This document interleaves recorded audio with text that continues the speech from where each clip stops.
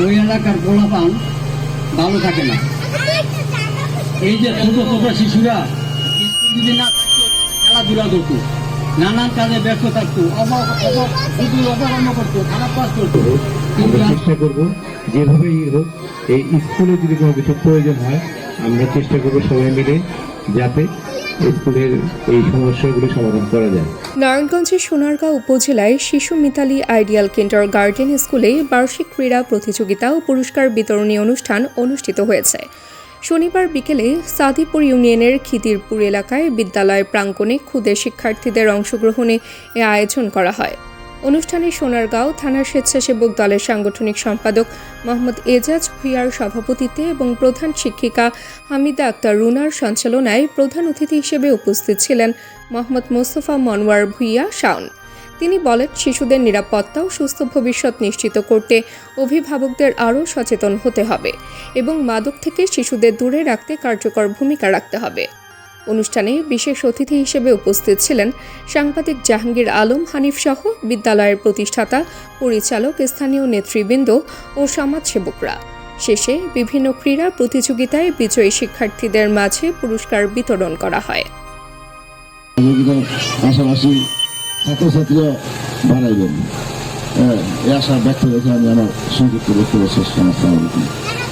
ওই এলাকার পোলাপান ভালো থাকে না। এই যে ছোট ছোট শিশুরা স্কুল যদি না থাকতো, খেলাধুলা করতো, নানান কাজে ব্যস্ত থাকতো, অপকর্ম করতো, খারাপ কাজ করতো।